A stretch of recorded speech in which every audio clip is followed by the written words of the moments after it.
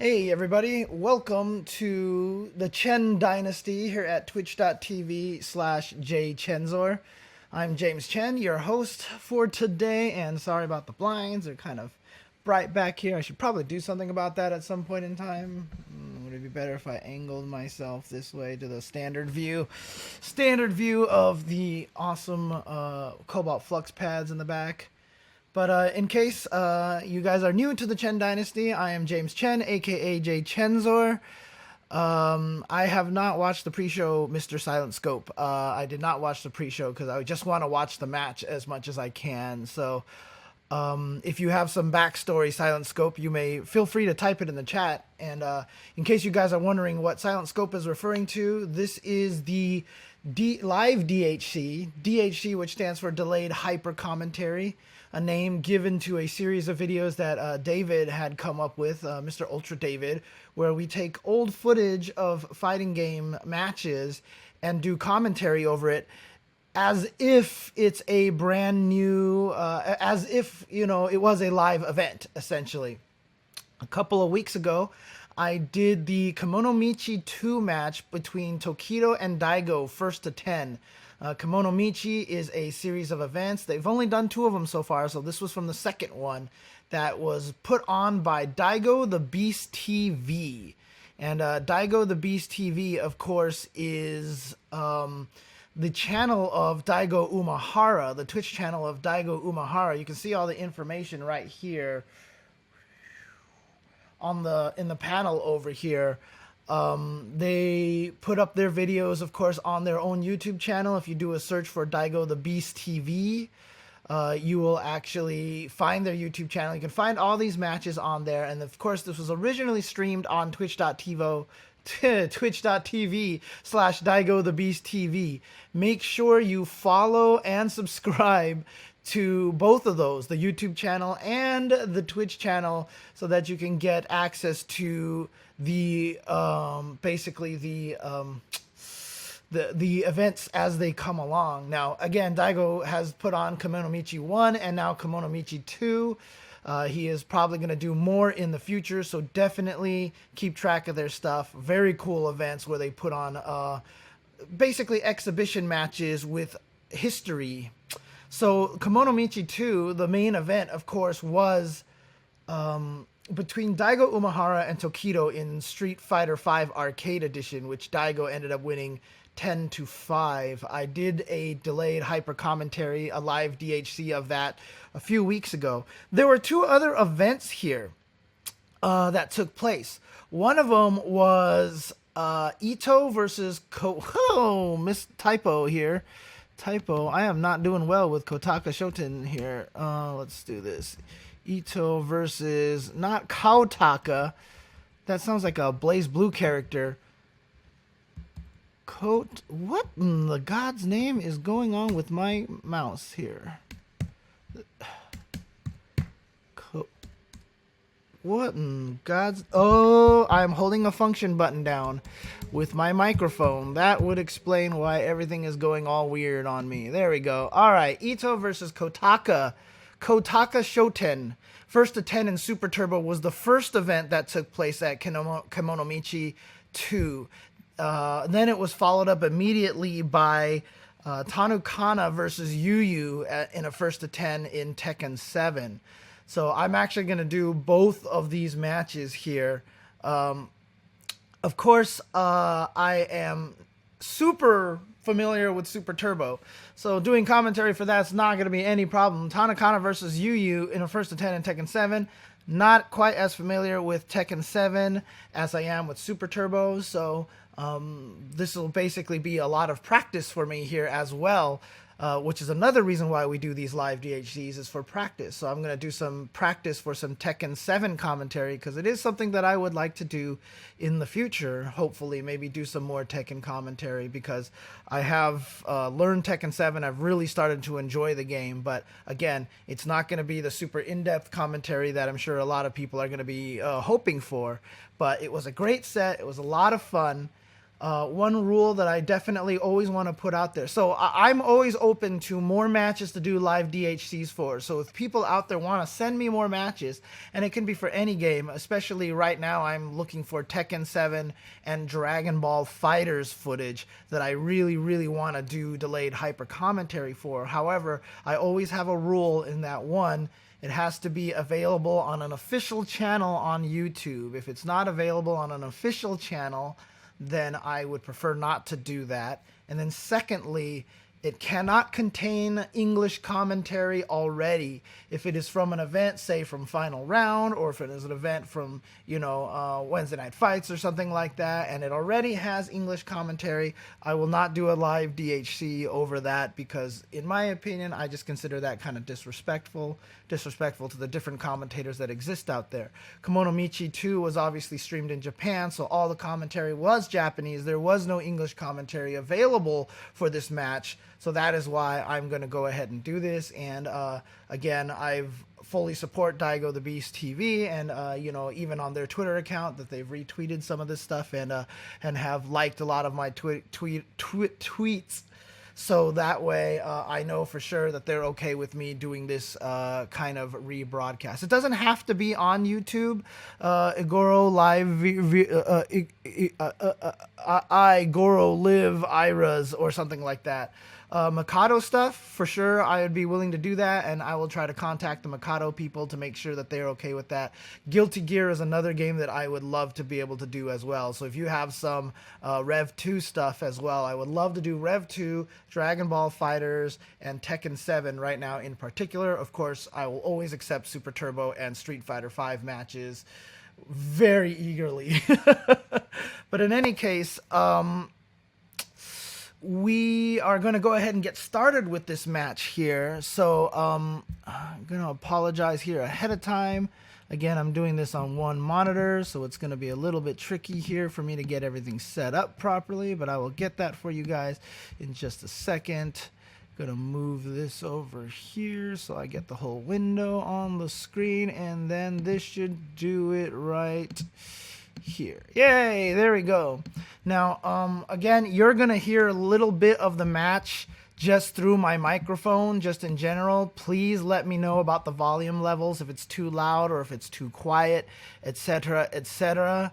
And so I'm gonna go ahead and start this matchup. So the first match here is gonna be between Ito, who is using Dee Jay on player 2 side, and Kotaka Shoten on the left player side. And it's gonna be a Dee Jay versus Guile match. Now, this is not going to be a match analysis. That's not what live DHC is for. Live DHC is I'm going to watch it straight through without any pauses, without any analysis, as if I'm commentating it as if it was live. If Silent Scope is still in the chat in here somewhere, and if he has any backstory on Ito versus Kotaka Shoten, please let me know. If you guys are, someone in the chat just asked, when was this? So hang on one second. Let me take that off so that you guys don't get craziness going on here. This was uploaded on March 10th. Kemonomichi was, if I'm not mistaken, right before that. So it was earlier this month. So, okay. So let's get back over here. Yep, same night as the Daigo Tokido match. So it was just a couple of weeks ago, earlier in March, that this all took place. So let's go ahead and begin this match. We're just going to jump right into it. It's going to be Guile versus Dee Jay. Kotaka Shoten using Guile, and Dee Jay and Ito, and Dee Jay being used by Ito. And just out of curiosity, so Silent Scope says in the chat that Ito is from Chubu and plays with Mao in Nagoya. It is said he prefers first to 100s. That's possible in Super Turbo because Super Turbo is very quick. Now, the one thing I want to mention here is that, before we get started here, that Guile and Dee Jay is going to be a very defensive match. So I'm actually really, really excited. Apparently, according to Bebop here, Ito normally uses Ryu versus Guile, apparently. Huh, interesting. Okay.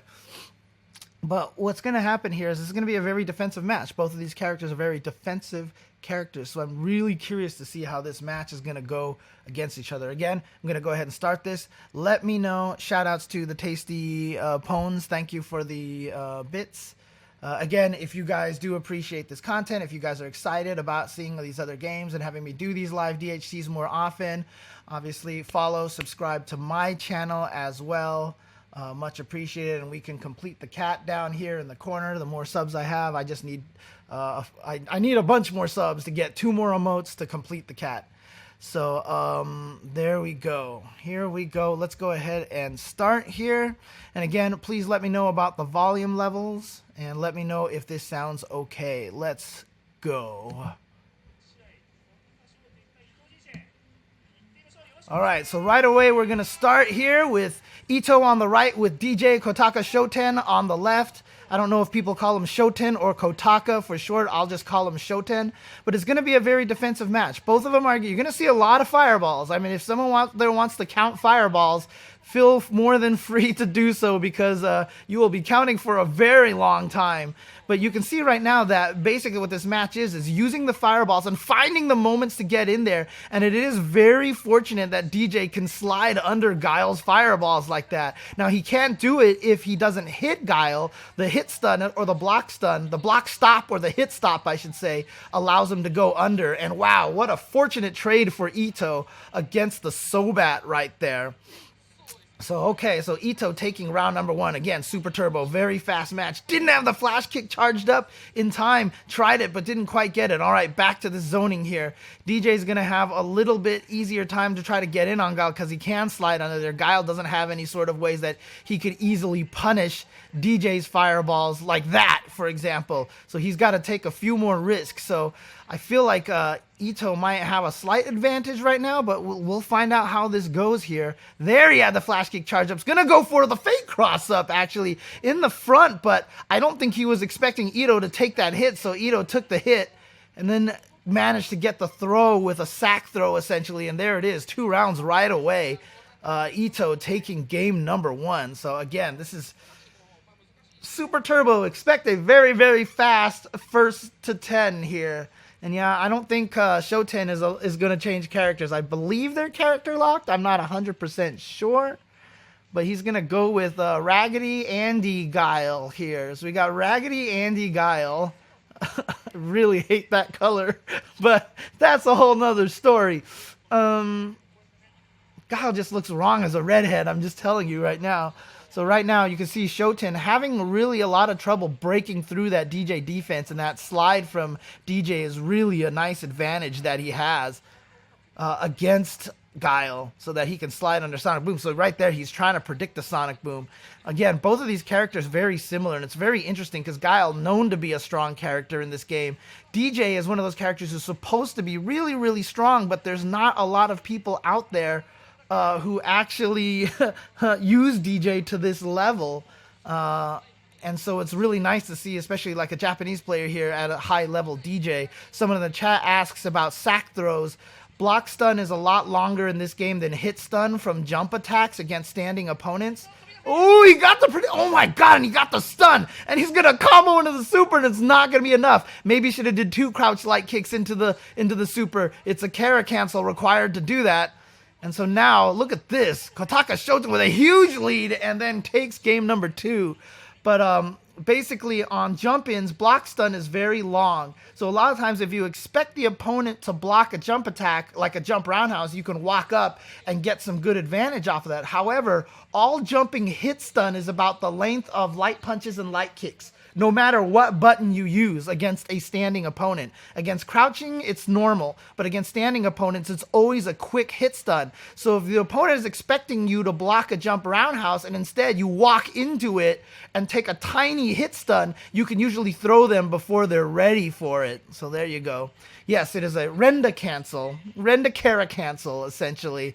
It's too complicated of a name. I'll just call it a Kara cancel because that's essentially what it is. So, but here, wow, Shoten doing a great job. And there, right there, is how Guile trades with the max out, or the slash, I should say, slash. In Japan, DJ just goes, ha! When he throws a fireball. In America, he goes, max out. So since we're playing on the Japanese board, you're just going to hear DJ going, ha! If you can even hear anything at all. But again, Shoten doing a really good job right now. He's already gone up. He's already tied it 1-1. Oh, I'm sorry, not quite yet. Unless the score hasn't been updated yet. Okay, now he's baiting out the slides. You can see he's trying to bait out that. He's gotten hit by that enough times with the slides under the Sonic Boom. Okay, oh, try to go for a second tick throw. But Shoten had the counter throw right there. And so now he's got to get all the way through there. But you can see how fast the timer goes. Only 10 seconds left, but he's down in no life. But there you go. Beautiful jump. He basically read Ito's fireball pattern right there. And Ito was throwing fireballs at too much of a standard timing, which allowed Shoten to get in there with the jumping heavy kick. All right, here we go. Game number 3 now between these two, tied 1-1.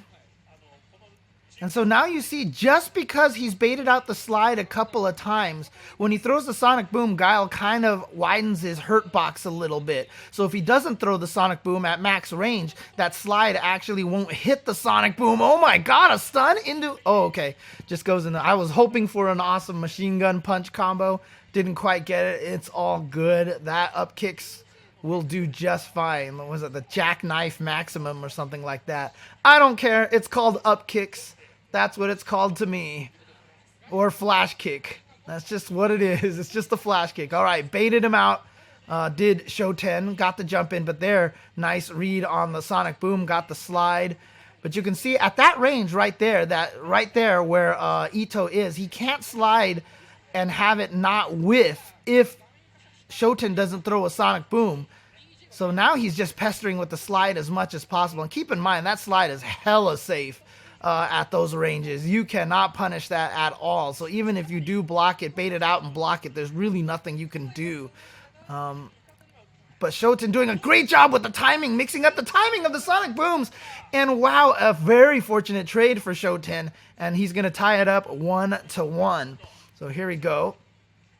Nice jump in, but he uses the medium kick because it hits lower. Heavy kick might not have hit him on time, but if he uses the medium kick that high up, he's not going to be able to get a combo off of that jump in, which is why you see after the jump medium kick, they traded afterwards immediately.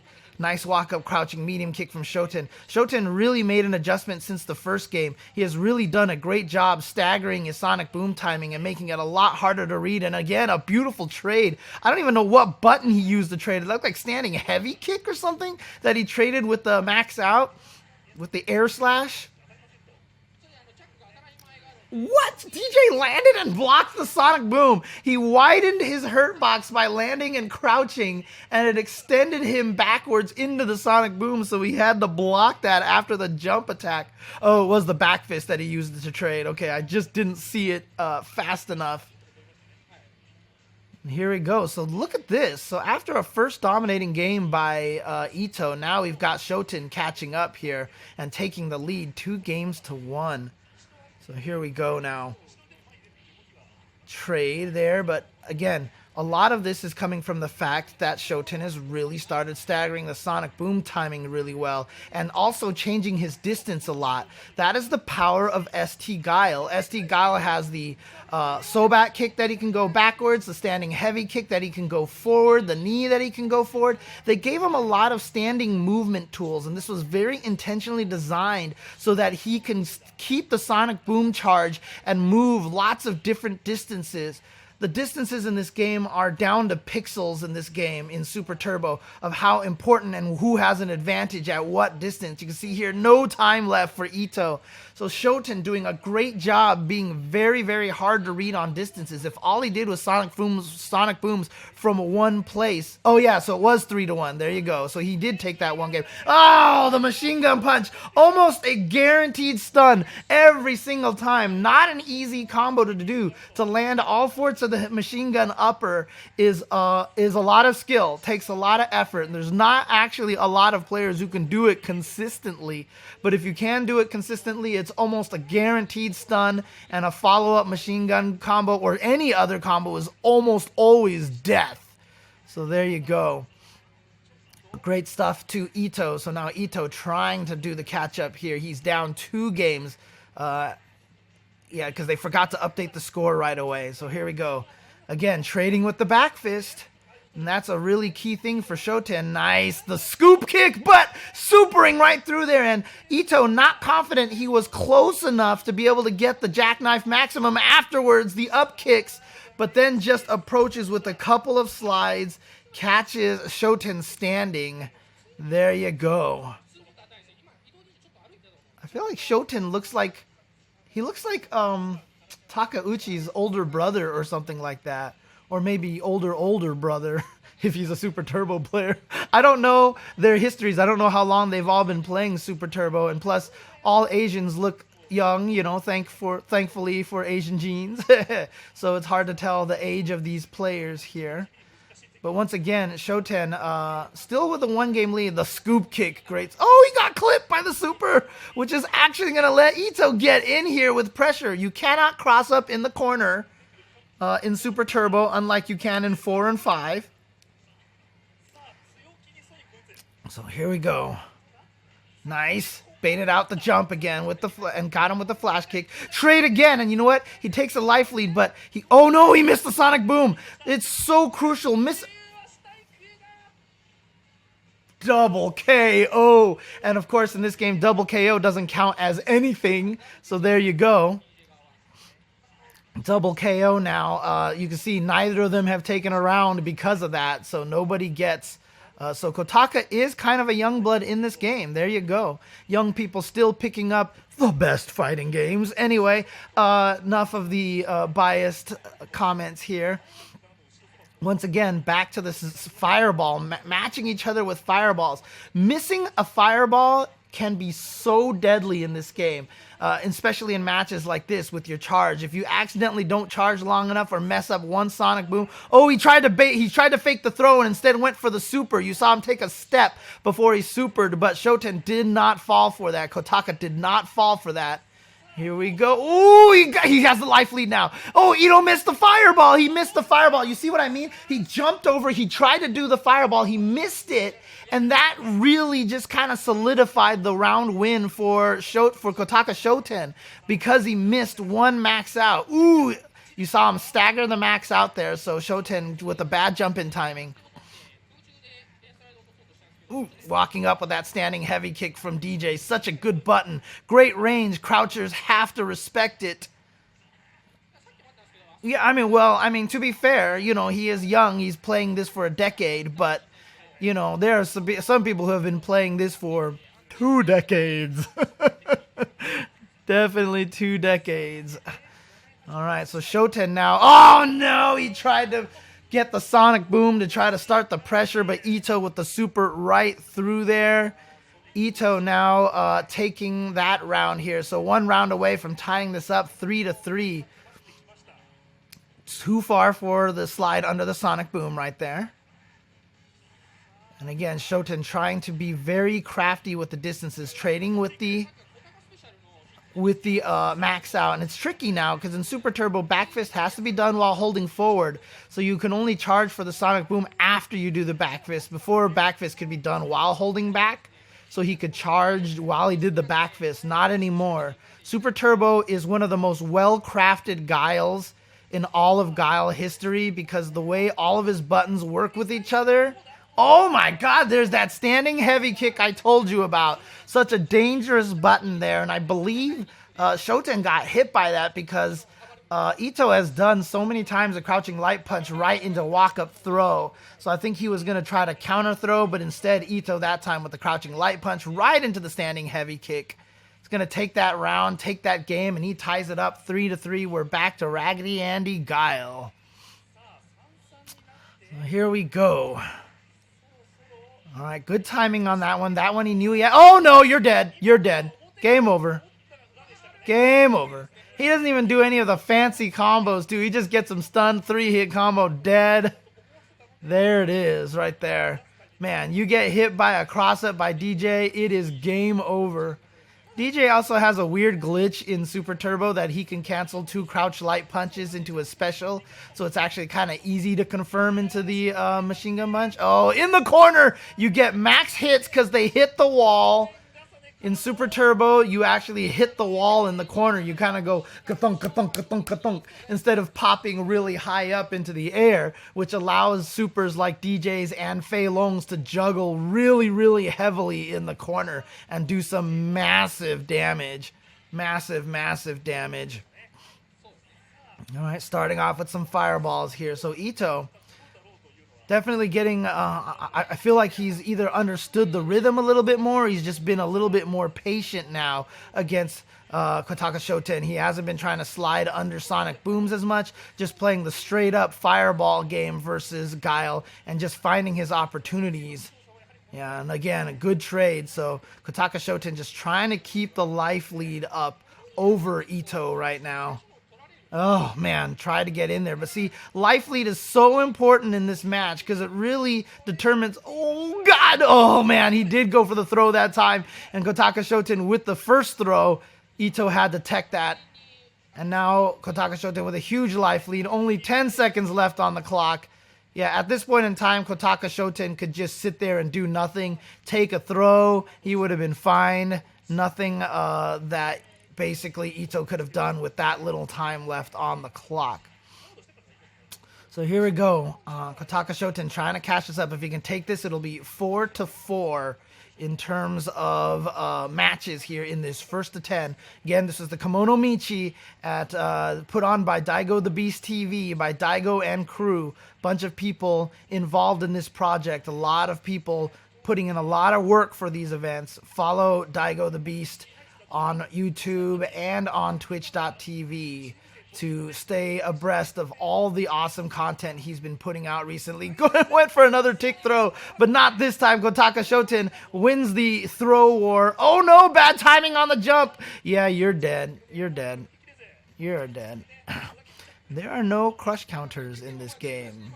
There's no crush cut. Dude, you don't even understand, CV Lab. This game is fast. This game is furious. This game is quick. This game is unforgiving. And so Super Turbo, definitely one of my favorite fighting games because of how quick this game is and how precise. I mean, despite the fact that there is a lot of random factors built into the game, but they don't really affect it. Like, damage is random around certain amounts. Like, there will be base values of damage for moves, but they can do a little bit less or more, just depending on the whim of the engine. But this game is so precise. It's so scientific, and it's so clean. Oh, I love this game. Here we go. Ito now into the corner. Has Shoten trapped in the corner. 2 light punches in the throw. Throw range is huge in this game. And throws are 1 frame, keep in mind. Now just waiting for the opportunity to super. Yep. But see, that's the thing. Is Shoten knew that if he had to block a max out, or if he had to block a super, he'd be dead. So he had to predict something and jump. Ito with the patience just waited there. Oh, wow. He went for I don't know if that's what he wanted to do, but maybe he wanted to do an up kicks right there, but I can't see what he would be trying to hit unless you can hit a flash kick at that. I mean, hit a sonic boom at that range, but I don't think you can. In any case, Shoten took advantage of it. No attempt at a wake-up uppercut. Scared of the safe jump timing. Of course, the safe jump. Oh, he read a Sobat kick and he supered through it. Oh my God, you are completely ridiculous. So there you go. So Ito once again now extending his lead just a little bit. Great stuff there. And you know, Super Turbo, compared to a lot of other fighting games, almost everything is safe on block. Like, minus on block is like non-existent in this game. And so this game is really about throwing things out and being really, really aggressive. Yet at the same time, there's great zoning because the projectiles are so powerful. Projectiles are so powerful, but so are everything else, that it all just kind of balances itself out in a way with the 0 frame throws, with the all safe on block moves. Like a move like DJ Slide would never be safe in current Street Fighter games. But in this game, you block a slide, sorry, can't do anything. Block a dread kick, sorry, can't do anything. You know, that's the way Super Turbo works. Fei Long can make his Rekkas safe like 99% of the time. You know, it's wonderful. It's wonderful. So this game is really about reading when to throw things out and when to just go for things. And it's such a euphoric feeling. Someone asked me, what is it that makes Super Turbo great? What makes it so good? And, you know, one of the best answers to that is you just feel like a boss when you're playing this game with those half-screen walk-up throws. Ito just taking a stroll over the bridge here in England with the Northern Lights right here in this location at this very moment in England, getting the throw. Ooh. And I would imagine at this point in time, Kotaka Shoten is a very steamed man right now, not happy about this current situation. Down one game, trying to tie it up 5-5. And now, tried to neutral jump the Sonic Boom. Didn't quite get that, but there was no Sonic Boom. Tried to low crouching medium kick under there. Unfortunate trade with the slide. Didn't get the clean under. Oh, that's a chip death. That's a chip death. There you go. All right, so Kotaka Shoten does indeed tie it up 5-5. Very close match here between these two players, but not surprised here at all. Okay. Yeah, I don't know. There is actually all ham in Super Turbo. This is just a game that you just go ham in right here. So there is definitely a lot of aggression in this game. Yet, like I said, still has some of the best zoning and fortressing in all of fighting games. So it's amazing that a very aggressive, a very assertive game like Super Turbo can still have such good zoning. Again, trying to fake the throw with the super. Shoten hasn't eaten that too much. And look at that, the scoop kick. One of Guile's best anti-airs. You throw the Sonic Boom and you try to do a late jump attack because you want it to hit as low as possible so you get as much frame advantage as possible when they block. But that gives Guile just enough time to jump and hit you with a jumping heavy kick, which I swear comes out like in 3-4 frames or something. It's a ridiculously... Oh! Shoten adding a little bit of a new move to his game right here. Standing light kick. Unfortunately, he cannot hold back when he does standing light kick, which is why you don't see Guiles do that a lot to stop slides, because they lose Sonic Boom charges. So it's a big risk. But you see that he's taking it now. He's added it to his game. It's just something like he just remembered all of a sudden. And a beautiful trade against the max out with the back fist once again. And now Kotaka Shoten is up one game. Back and forth between these two players. Oh my god. This is crazy. This is good stuff right here. This is a good match. This is a good match. And you know, it's funny. You get two zoners like this, Dee Jay and Guile, and somehow you get two zoners against each other and you get this really exciting, amazing match, you know? Even though they're throwing Sonic Booms and Fireballs for 50% of the match, you can see how it is. Basically, it's like one of those, it's like a thief's quandary, right? If both players just throw Sonic Booms all day, that's actually the optimal thing to do. Just keep throwing fireballs at each other. But one person has to try to cheat and take the lead. And so while they're throwing Sonic Booms at each other like this, one of them has to make a decision to break that loop and go in it like this. Oh, he got the super.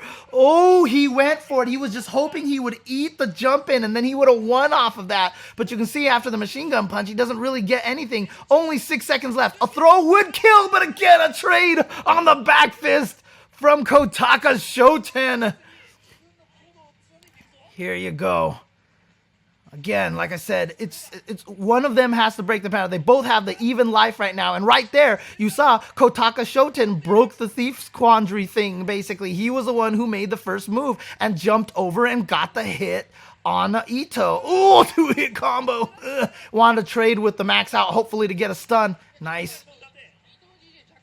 Now, back to the Sonic Boom, and Ito just trying to find his way in, but it's not happening at this point in time. Look at this life lead. No trip guard. I am going to crouching medium kick where you land. You cannot block. And there you go. Kotaka Shoten taking game number 12, I believe. So now he's up 7-5. Up 7-5. And remember, anytime someone says, oh, you can trip guard someone, that's not trip guard. Trip guard is the ability to block an attack when you land, to block a low attack when you land. So if you get hit out of your jump attack when you land, that's because you could not block. You had no trip guard. No trip guard. Keep that in mind. Oh, he tried to go in for the walk-up throw. Not quite there. You see how fast Guile's Sonic Boom recovers. Able to block the super in time. There's that standing light kick again. Light dread kick. Light dread kick from Dee Jay is low invincible, so it will go over Guile's crouching medium kick. Oh no, he got thrown, and he's in the corner, but he missed the Sonic Boom, but it wouldn't have mattered. Ito went for the slide anyway. He would have won no matter what, had he done that or not. But maybe actually that back fist was an attempt to trade with the max out, and he was hoping to win on that, but instead Ito with the slide. Beautiful stuff. And now, you'll see this right now. Dee Jay, like I said, has a lot more ability to be more aggressive, which is why you see that Shoten is actually pushed into the corner more often than Ito is. But the thing is, Guile's defense is so strong that being pushed into the corner really isn't a problem for him as much as other characters, as it is in future games. Oh my god. Back throw is a problem because guess what? You have this entire bridge now to try to push Guile back, and Guile has the corner. Just because he's back in the corner more often doesn't mean he appreciates the corner. And again, Guile with like 1900 anti-air options to stop you when you jump over Sonic Boom. None more satisfying than the scoop kick. Immediate jump roundhouse to catch you out of the air. It's beautiful. And again, another great timing from Shoten, breaking the Thief's Quandary, the Thief's thing. I don't even know what to call that, because calling it the Thief's Quandary doesn't make much sense in this context. But he's the one who broke it, and he got over the max out and was able to get the jumping roundhouse. And because of that one jumping roundhouse, that gives him the life lead, all of a sudden, all the pressure is now on Ito to try to break in. It's really super important how much you need to get the life lead in a matchup like this in Super Turbo, because it determines who has to break that pact, the fireball pact. So that means that Ito has to try to do something and be aggressive, but you can't actually do that. Because if the opponent is just predicting it all the time, you're going to become readable. He's going to fake a Sonic Boom. Oh, he hits him with the cross-up. And guess what? You are dead. You are dead. And again, this is a match that took place a couple of weeks ago at the Kemonomichi in Tokyo, Japan. Put on by the DaigoTheBeasTV crew.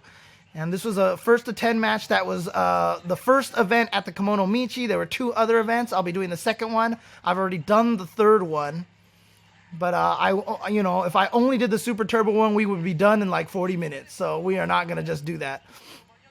But here we go. Look at this huge lead right now. 8-5 from Kotaka Shoten with the life lead. So he's going to be able to dictate the match here. But here comes Ito getting a couple of throws now. So now Ito has the life lead. But the problem is, Guile's Sonic Boom pressure is so strong that now Ito can't even really chill back there. But you see he's more willing to go back and chill, especially with no time on the clock. Yeah, now Ito can just stand there. He doesn't even care. Let's shake some maracas. Nobody ever said that some of the characters weren't racist, but that's a whole nother story. But here we go. Ito taking that round, taking that game. So now he's only down 2 games, 8-6. The timer goes super fast in this game. Now remember, just keep an eye on the life lead. Keep an eye on the positioning, the distances between the characters. You see right away, Shoten walking backwards because he just doesn't want to be in that slide range right there. So he wants to throw Sonic Beams from this range right here, which is safe and careful. And again, a great jump right there from Shoten to take the life lead. Now all of a sudden the whole scope of this match changes. It is now up to Ito to break this Guile defense. As much as both characters play fairly similar styles in certain matchups, Guile still has a better defense against DJ than DJ has against Guile. But Ito getting in the throw and the slide now. So two things, now he has a life lead. So Ito doesn't have to be as aggressive, but a bad back throw. Oh my God, Shoten tried to go for the throw. 10 seconds left. Nothing that Shoten could have done. Ito literally could have just stood there and took a couple of throws, didn't tech them on purpose so that he would land longer and then take a while to get up. I do not think Kotaka Shoten could have made a comeback in this game. And yes, the 30th anniversary of this game, which comes out in May, will have these exact graphics. It will be arcade perfect as their claim, and from what I've played so far, it is pretty damn close. Only things that have changed are like game freezing bugs, which for the online game, which is just fine for me. Oh God, those crouching medium kicks. I can't even explain to people how good Guile's crouching medium kick is. You think it's good in Street Fighter V, but in this game, it is one of the most ridiculous buttons in all of fighting game history. Entire matches are based around that one button. That crouching medium kick, super, super strong. It can be hit. It's slow. It's one of the more, quote, whiff punishable moves in the game, but still very hard to whiff punish, very fast, great range, and that's why Guile controls that space so well, because the crouching medium kick is such a pestering thing, and then when you're trying to bait this crouching medium kick out, he throws a sonic boom instead, and then you're just sad. And the trade is going to put Kotaka Shoten at set game. He's only one game away now from taking this. Ito needs to win 4 games straight in order to prevent this. We saw early on that Shoten got a lead early on, 3-1. Then Ito came running right back and got a lead. I believe it was at 5-4, but now all of a sudden running away with it is Shoten. His defense has been immaculate these last few games. He has been playing great defense. And again, his timing over those again, but he missed the jump attack because he saw that he had an opportunity for a true combo. So he went for a deep, deep jump attack. Just mistimed it, but there we go. The scoop chop that time. Oh, and you just trade. He's going to trade forever with that. Actually, no, he's in the life deficit now. So he's actually got to do something. Shoten's actually got to do something to make the comeback at this point in time. Oh, boy. And only 10 seconds. He can still do it if he can get a miracle throw. Nope, not there. Jump forward and an immediate jump back heavy kick. That killed him, but honestly, I don't think there was anything Shoten could have done to take that round anymore at that point in time. Back to this match. You can see how fast the timer goes. Timer was meant to go a lot slower, but remember, Super Turbo is turbo. They sped up just the in-game clock, and they didn't change the timer to make it last longer with that speed up. So we're already down to halfway through the round already, and both of these guys have just kicked back and threw a lot of sonic booms. But unfortunately for Ito, he is down in life. He has to find his way in, and Shoten will trade with that jump roundhouse all day. It is a pretty even trade, and look at this problem. The only way Ito wins now is if he lands the super. So Shoten's got to be very careful. Just don't get hit by the super. Oh, and he knew that there was going to be the hole in there. That happens. You block the first two, the third one misses. Shoten was ready for it. He is at set point. One more round for Shoten just to be able to take this first to 10 set against Ito. Ito now with his back against the wall. Can he do this?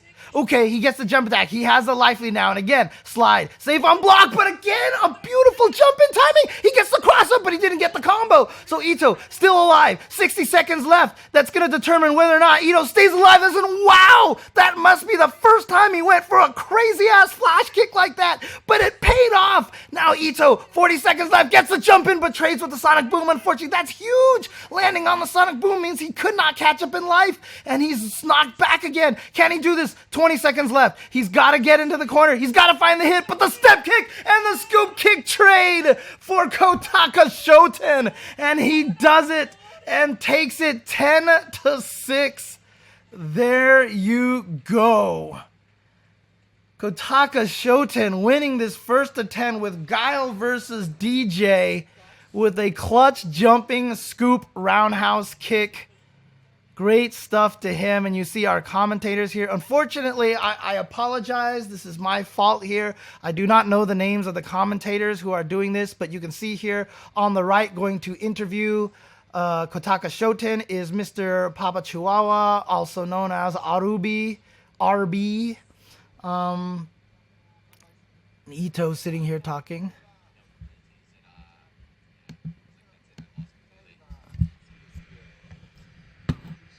See if you guys can hear this. You practice a lot?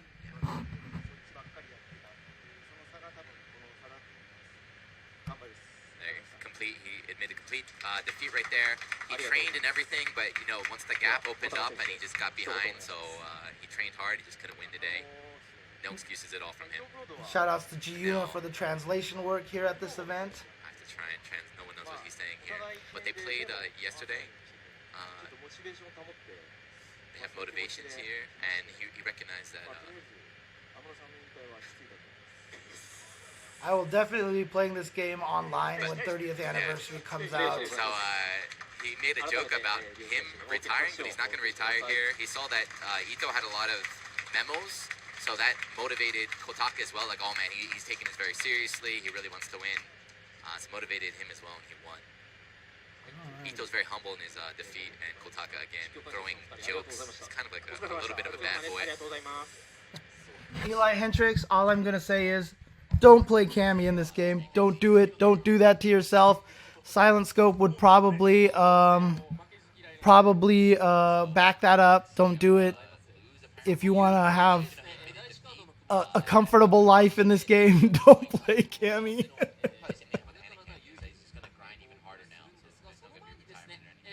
Gonna just play even harder now, according to what Giuna said. So they're gonna play ads, I think. Okay. They're gonna take a quick break, and we're gonna go to the Tanukana versus Yuyu match. So I will take a break myself here. Let me see if I can jump over here and get this all ready to go. They're setting up the Tanukana versus Yuyu match here. And when I come back after the break, I'll talk about that just a little bit. Silent Scope says that the commentators were Yoshio, an old school Guile, and Fujiman, the next best DJ in Japan. I mean, you can play T-Hawk. If you learn the Sako tick, you could be very, very deadly with that character. T-Hawk was a character who was considered bottom tier until the Sako tick was basically mastered, and from that point forward, he jumped up in tiers. Still say he's not great. I would say he's probably top of mid-tier at this point, but I'm a little biased because Cammy destroys T-Hawk for free. Hey, Eli Hendricks, if you want to play Cammy, you're more than welcome to. I will try my best to help you out with that, but I am going to run some ads, grab some water, and when we come back, we will do some Tekken 7 with Tanukana versus Yuyu. So stick around, guys. Don't go anywhere. Ooh, we will be right back. Ha-ha. All right, I'll be right back, guys. And then we will continue forward with the Kemonomichi number 2.